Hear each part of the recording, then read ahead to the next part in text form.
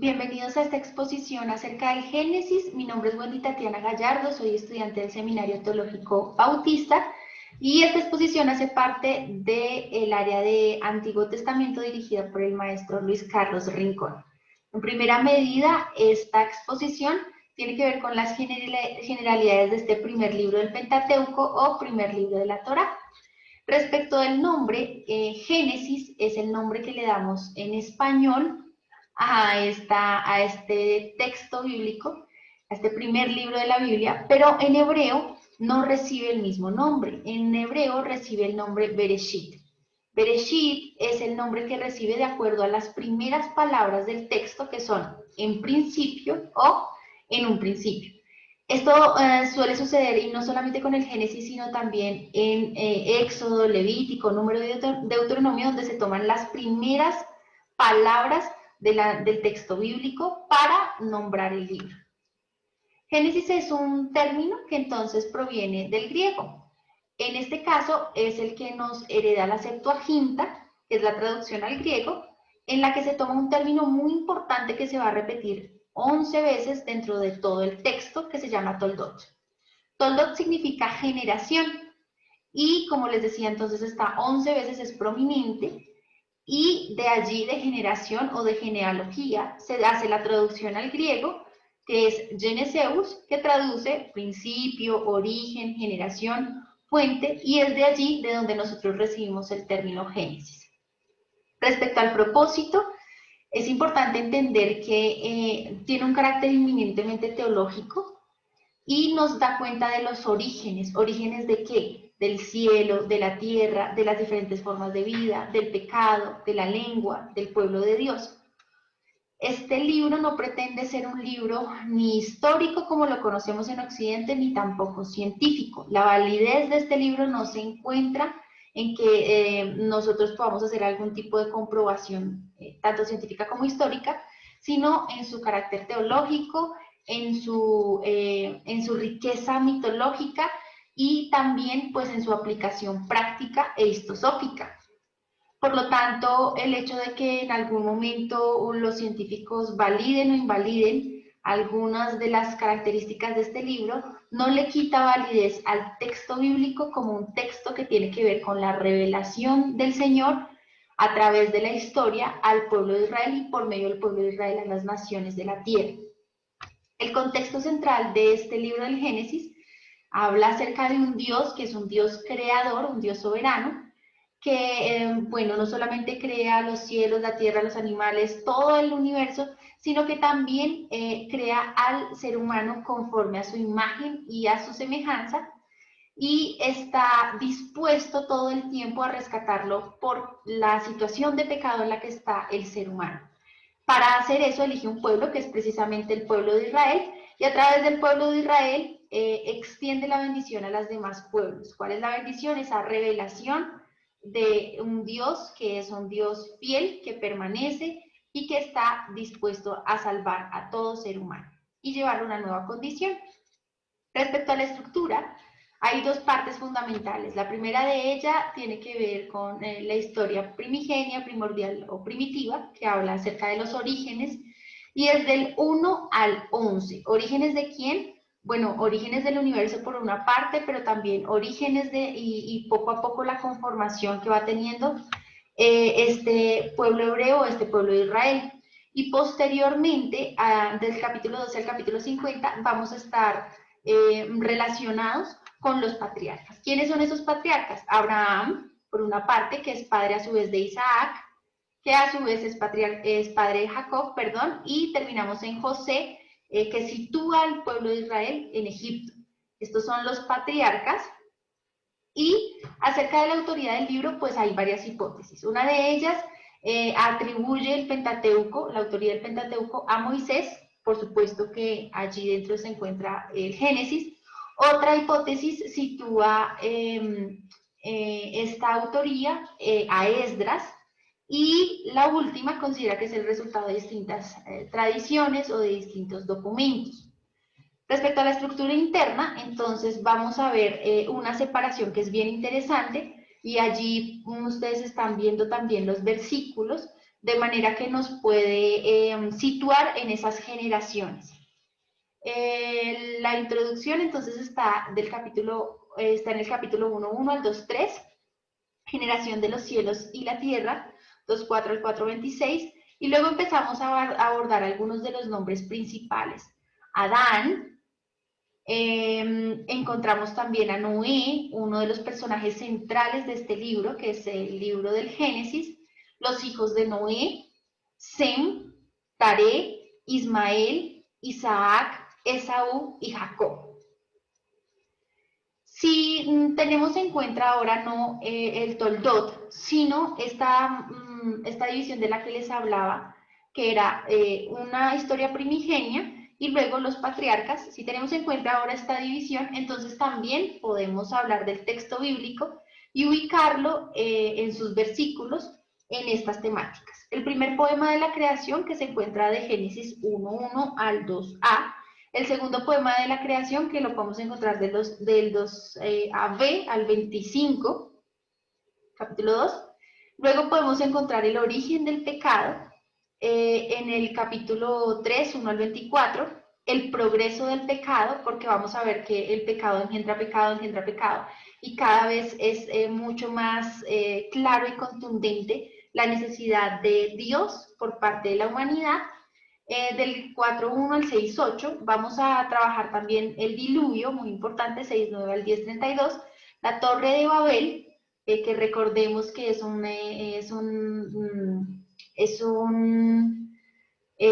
relato mitológico acerca de mitológico acerca del origen de la lengua, y luego los descendientes de Sem, capítulo 11, 10 al 32. Respecto a la historia patriarcal, que recordemos va del capítulo 12, 1 al 50, 26, entonces vamos a encontrar a Abraham y su historia del 12, 1 al 25, 18, Isaac del capítulo 25, 19 al 28, 9, Jacob y su historia del 28, 10 al 35, 29, Esaú, hermano de Jacob, del 36, 1 al 43, y José del 37, 1 al 50, 26. Durante toda esta historia patriarcal hay una relación entre Dios y cada uno de los patriarcas que permite ver la fidelidad respecto a la promesa de hacer en este pueblo benditas todas las naciones de la tierra. Y vemos cómo, a pesar de que hay errores de parte de la humanidad, de que hay fallas, de que hay pecado, Dios mantiene su promesa y extiende su misericordia por medio de estos patriarcas y a través de ellos a todo Israel. La segunda parte de esta exposición tiene que ver con el significado teológico del libro del Génesis. Hay 4 puntos importantes que se narran en este texto. El primero de ellos es la naturaleza y las consecuencias del hecho de que Dios es un Dios que crea. El segundo tiene que ver con la profunda gravedad del pecado y también las consecuencias que engendra. El tercero tiene que ver con la forma en la que el juicio de Dios responde al pecado humano en cada circunstancia. Vamos a ver que es un juicio, por supuesto que Dios es justo, pero que también brinda oportunidad todo el tiempo al ser humano. Y por último, la presencia de su gracia sustentadora a pesar de todo, la fidelidad de Dios a pesar de todo. Primero, Dios creador. Respecto a Dios creador, debemos entender que para el relato bíblico, todo lo que existe surgió sencillamente por el mandato libre y soberano de Dios. Simplemente porque Él quiso hacerlo, porque Él decidió hacerlo, entonces todo existió.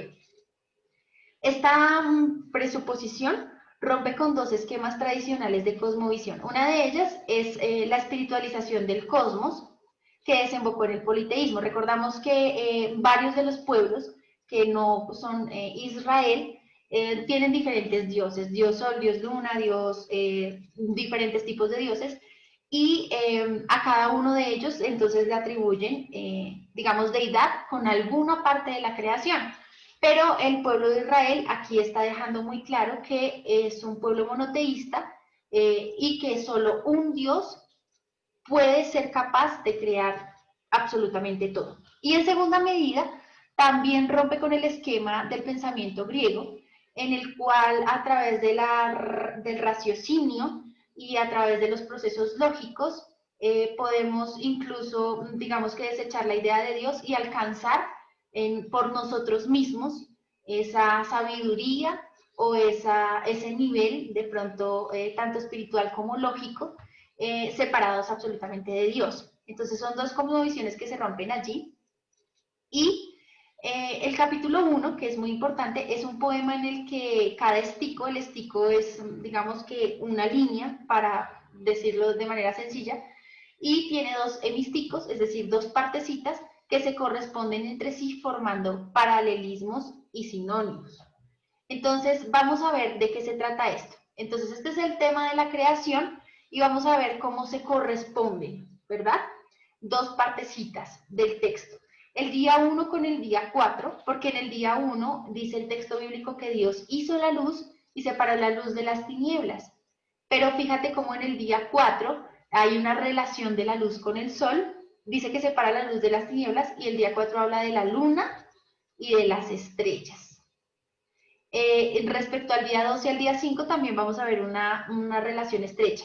El día 2 habla de la separación de las aguas y el día 5 habla precisamente de los animales acuáticos y de las aves. El día 3 y el día 6 también se corresponden. El día 3 habla de la creación de los mares, continentes y de la vegetación. Y el día 6 entonces tiene una consecuencia, que son precisamente los animales terrestres y el ser humano que puede habitarle allí. Démonos cuenta cómo ningún día de estos es comparado con el día séptimo. El día séptimo no tiene pares, sin igual, y por tanto debe ser consagrado al Señor, puesto que el día séptimo el Señor descansó. Acerca de esto es importante recordar que desde los estudios se encuentra que este libro, este primer capítulo del Génesis, donde se expresa esto que estamos hablando, digamos que se dio en el exilio en Babilonia, que es más o menos entre el 606 y 538, y por lo tanto, en esta época, pues el pueblo de Israel estaba en un momento importante en el que en el exilio tenían que definir cuáles iban a ser esos rituales o esos parámetros o esos fundamentos de profesión de fe. Y son tres fundamentalmente. Podemos encontrar que uno de ellos es la circuncisión, el segundo de ellos es guardar y hacer valedera la Torá, pero el tercero y muy importante es el guardar el día séptimo.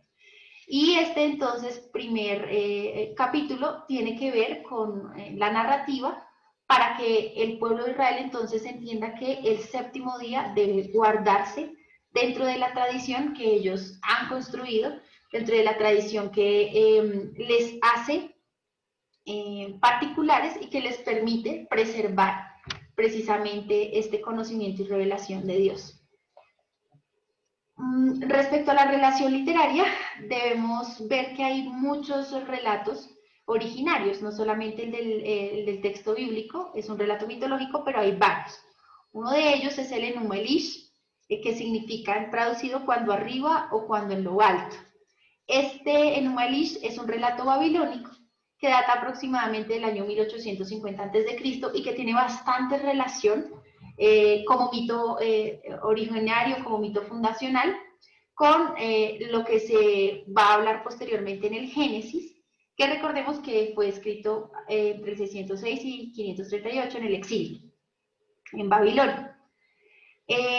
No podríamos decir que el Génesis es el que da cuenta del Enuma Elish, precisamente por las fechas que estamos viendo. Vemos que son 1200 años después, tal vez, que se hace el Génesis, entonces es posible que haya tenido algún tipo de relación o algún tipo de, claramente, de trabajo conjunto. No significa que entonces el pueblo de Israel fue al texto y lo estudió, sino que tiene que ver con una tradición, que es una tradición fuertemente oral, pero también con las relaciones que hay entre otros pueblos, entre el pueblo de Israel y otros pueblos, del que obviamente Israel va a tomar algunos elementos. Otros grupos de estudiosos sugiere que ambos relatos proceden de una fuente más antigua.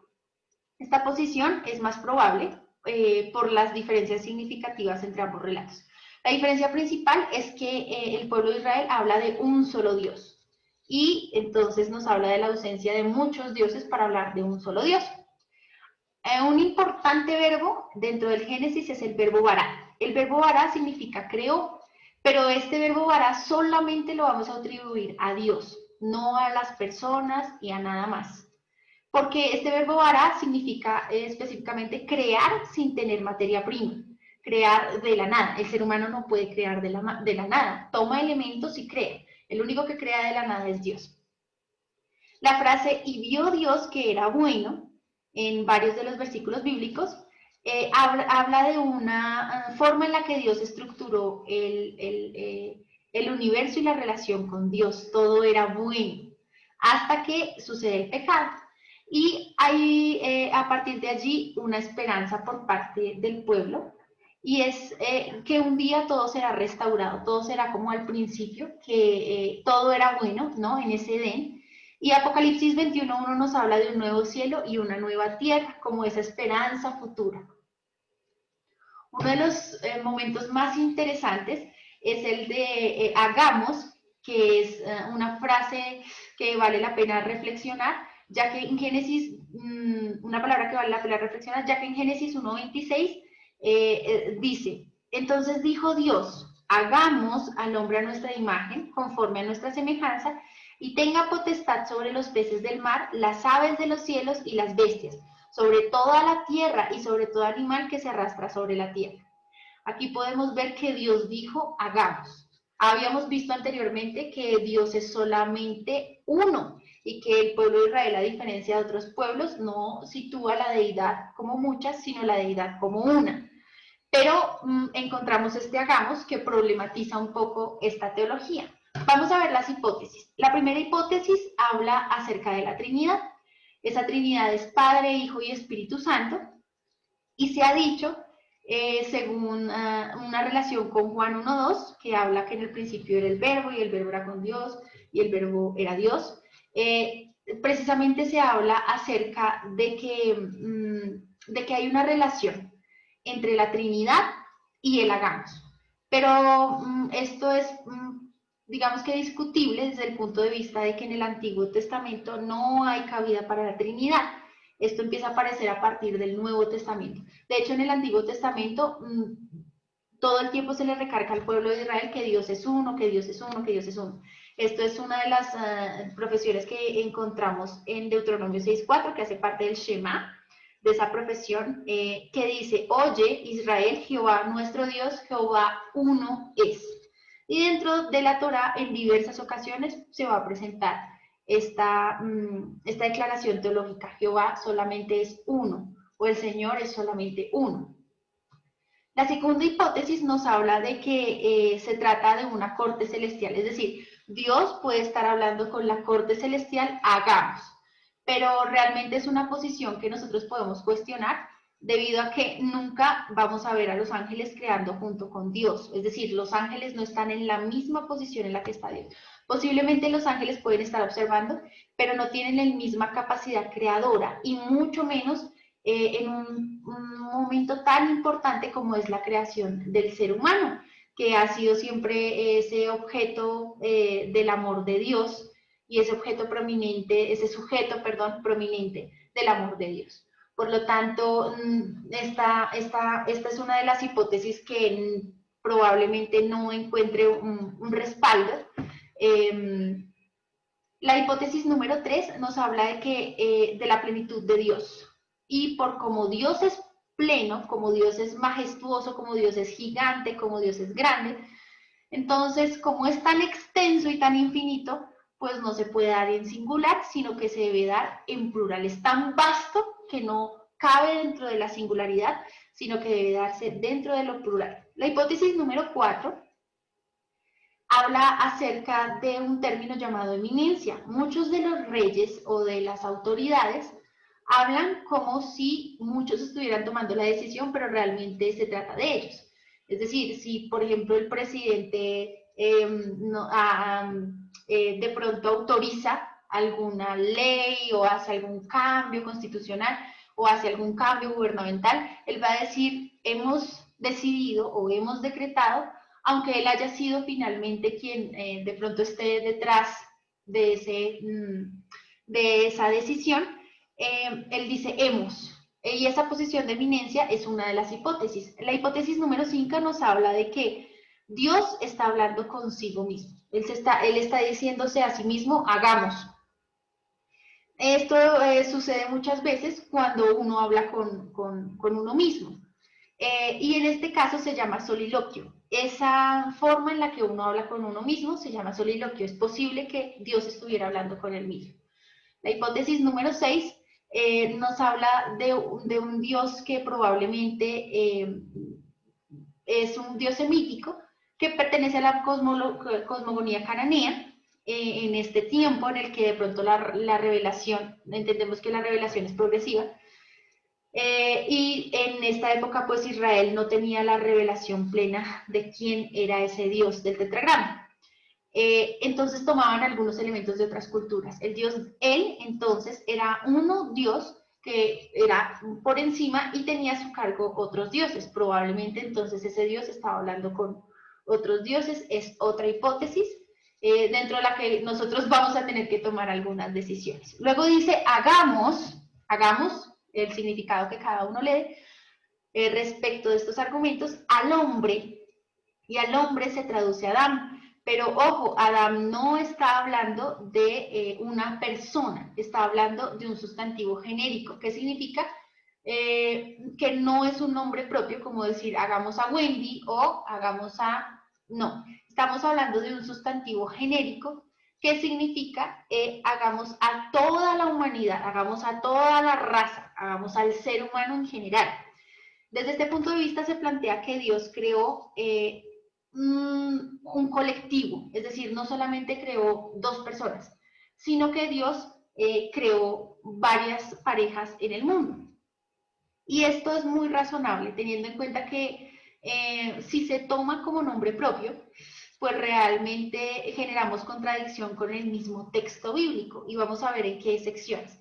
La primera de ellas es con Caín. Vemos que Adán y Eva tienen dos hijos, uno de ellos es Caín. Caín mata a Abel, y cuando mata a Abel por su pecado, Dios le pide que se vaya y pone una señal sobre él.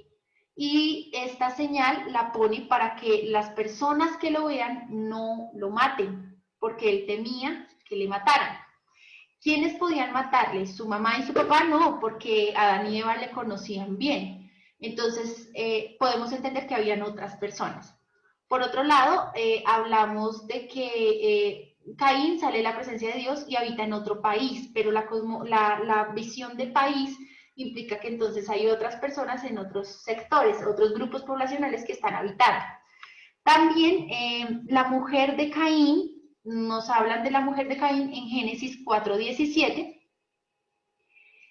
pero realmente si la única representante del género femenino era Eva, si era lo único que existía, pues no es probable que su propia mamá también fuera su mujer. De hecho, Dios no se contradice, y Dios dice en Levítico 18:9 que él no avala el incesto, entonces sabemos que Dios no miente. Y otro dato curioso es que luego de 130 años, Adán y Eva, después de tener a Caín y Abel, tienen otros hijos. Ellos tienen varios hijos, a uno de ellos le llaman Sem, y para cuando tienen a Sem, ya Caín había encontrado a su mujer. Entonces no es probable que haya sido con sus hermanos o con sus hermanas. Vuelvo y digo que pues realmente Dios no cambia respecto a sus leyes. Hagamos al hombre, ya vimos esta parte, hagamos al hombre a nuestra imagen y conforme a nuestra semejanza. A nuestra imagen y conforme a nuestra semejanza es una repetición. Normalmente, digamos que el género en el que se escribe la Biblia utiliza este tipo de aseveraciones para darle mayor importancia a nuestra imagen y conforme a nuestra semejanza. ¿En qué sentido el hombre es imagen de Dios? Bueno, hay varias explicaciones. Una de ellas nos habla de que Dios, de que nosotros somos a imagen de Dios como representantes de Dios en la tierra. Para poner un ejemplo acerca de los representantes de Dios en la tierra, En la época se creía que si se ponía alguna estatua, eso implicaba la presencia de la persona o de la deidad. Entonces, en muchos lugares, en las ciudades, en la periferia de la ciudad, al finalizar, al limitar la ciudad, se colocaban imágenes de algunas personas o deidades que significaba que era como si esa deidad o como si esa persona estuviera allí. En este caso, a imagen de Dios, entonces nos habla de que representamos a Dios. Desde el aspecto intelectual, pues hay una contundente razón y la podemos hacer comparativamente con los animales, la podemos entender comparativamente, porque nosotros no solo hacemos y sabemos y sentimos, sino sabemos que estamos haciendo esas cosas. Hay allí una conciencia y hay allí una facultad, tanto para conocer como para analizar, como para crear, que es distintiva de los animales y de la creación en general. Por otro lado, que seamos a la imagen de Dios implica que somos personas y esas personas, como personas tenemos unas características, libertad, voluntad, este carácter valorativo para darle a las cosas sentido crítico. Y es lo que nos permite relacionarnos con ese Dios personal. Si nosotros no tuviéramos estas características, probablemente no podríamos relacionarnos de la misma manera con el Señor. También desde el proceso de creación, porque si vemos, bueno, Génesis 1 nos habla de una creación en la que el hombre es creado también, pero Génesis 2 nos habla de que el hombre es hecho de una forma mucho más manual, artesanal, y es a partir del barro. Entonces Dios crea todo, pero al hombre le da un carácter muy especial en ese proceso de creación. Y por último, esencia y función. Cuando hablamos de esencia y función, respecto a esencia estamos hablando del espíritu, y respecto a la función estamos hablando de que el ser humano tiene una función que es única y que es autoridad sobre toda la creación, animales, absolutamente todo, y soberanía. ¿Para qué? Pues para utilizarla de una forma sabia y benéfica. Dios le manda entonces a multiplicarse, pero Dios también le manda a cuidar y administrar sabiamente.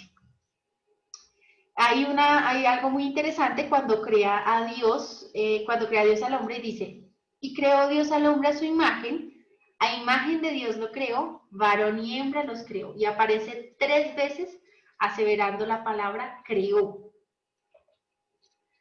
Tenemos con la segunda parte, y es la parte del pecado, y en la parte del pecado entonces podemos ver varias cosas importantes. La primera de ellas es cómo Adán y Eva pecan. ¿Y cuál es el pecado?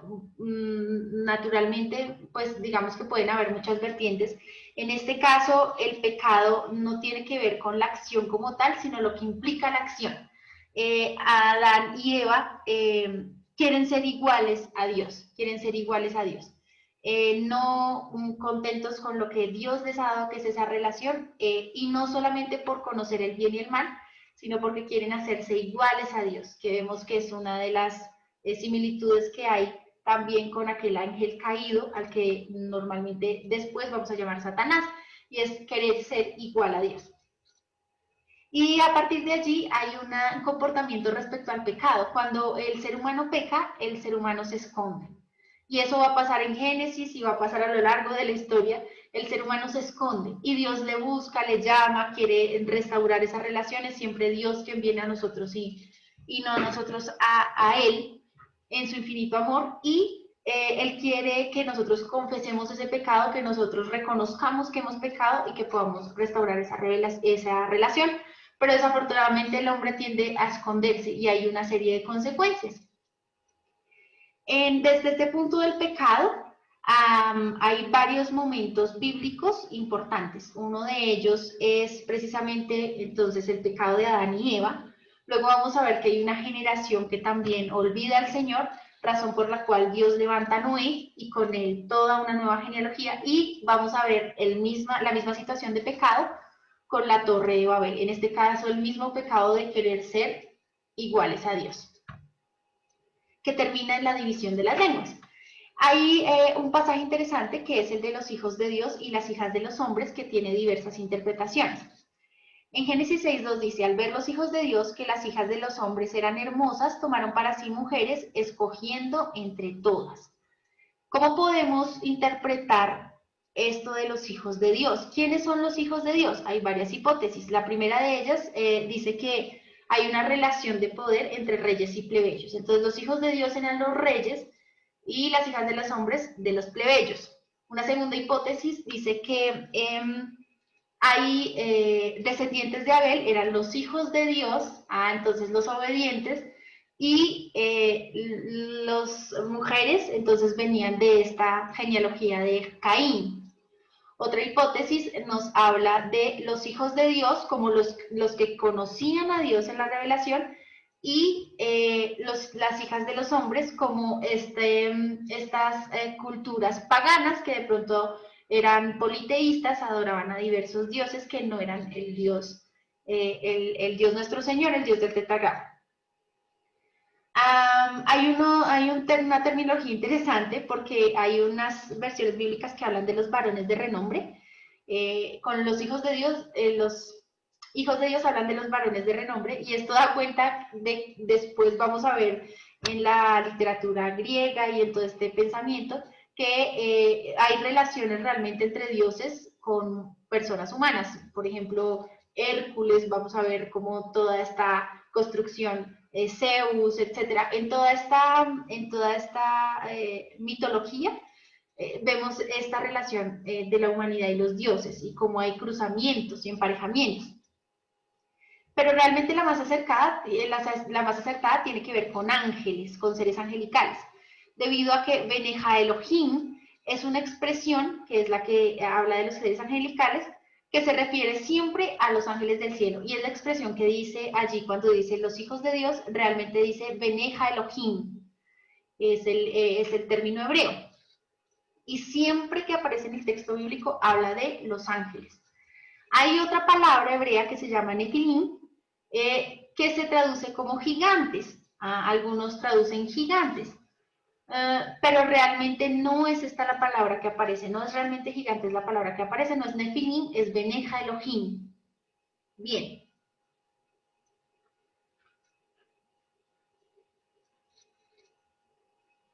Ok. Respecto al no contenderá mi espíritu como con el hombre para siempre, esto producto del pecado, allí hay una intención que tenemos que estudiar y es que se titula Hapax Legomena. Y esto que se titula de esta manera realmente son términos que ocurren solo una vez en la Biblia. Y como ocurren solo una vez en la Biblia, entonces empieza a ser un poco complicado seguirle la corriente a ese término o poder mirar en otros pasajes con similitudes o con diferencias o con contrastes a qué se refiere. Entonces, este es un momento difícil. Algunas traducciones hablan de que no contenderá, pero realmente el ser humano no es un contendor ni rival digno para Dios, porque ¿quién puede contender contra Dios? Parece que una correcta o posible traducción sería entonces no acompañará mi espíritu al hombre siempre o no permanecerá mi espíritu con el hombre siempre. Más allá de decir contenderá, parece que esa puede ser una traducción un poco más acertada. Génesis 6:6 dice, y se arrepintió Jehová. ¿Puede Dios arrepentirse? Bueno, en Éxodo 32:12 dice, vuélvete del ardor de tu ira y arrepiéntete de este mal contra tu pueblo. Así que al parecer, pareciera que es un Dios que se arrepiente, pero la explicación está en los verbos utilizados en cada escrito. Naham se utiliza en Génesis 6:6 y significa sentir dolor. Ese arrepentimiento, ese Naham, no es un arrepentimiento de decir, me equivoqué, me arrepiento. Como si lo es Shuf, que es, lo vamos a ver allí más abajo, que es un arrepentimiento humano que abarca esa área moral de decir, me equivoqué, ¿sí? Pero ese no es el que está diciendo Dios. Dios no está diciendo me equivoqué, sino está diciendo Naham. Siento tristeza, cambio de opinión, me compadezco, siento dolor. Esta es de pronto una traducción un poco más acertada. Respecto del juicio de Dios, que es el tercer presupuesto teológico del Génesis, entonces vemos cómo Dios hace juicio con la serpiente, la mujer y el hombre cuando pecan, pero no es el mismo tipo de juicio. Mientras que a la serpiente la maldice, el ser humano simplemente recibe pues la consecuencia de su decisión, que es castigo. El hombre se esconde a Dios, lo que venía comentándoles. Dios les lleva a reconocer su pecado y ellos lo que hacen es culparse entre sí, son echados del huerto y luego empezamos a ver cómo el pecado va tomando mayor dimensión. En Caín, que mata a su hermano, luego hay un diluvio en que ya la maldad se extiende tanto que es cuando dice no permanecerá o mi espíritu por más tiempo, no permanecerá. Y después vemos un pecado superior con la Torre de Babel, y así sucesivamente en la Biblia empiezan a haber hechos que nos hacen de pronto reflexionar acerca de la dimensión del pecado. El cuarto punto es la presencia de la gracia sustentadora de Dios y de su fidelidad. Hay una esperanza. Ahí en la imagen podemos ver un cordero y desde el principio de Génesis nos empieza a hablar de que va a haber la simiente de la mujer aplastará la cabeza de la serpiente. Empiezan a haber promesas, ¿no? Entonces, esta es la cubierta que Dios provee. ¿Para quién? Para su pueblo. Él ya había ideado todo un plan de salvación y simboliza su provisión para el pecado. Bueno, muy bien. Les agradezco mucho por su atención respecto de esta exposición y espero que haya sido de mucha bendición y muchísimo provecho, como para mí lo fue. Muchas gracias.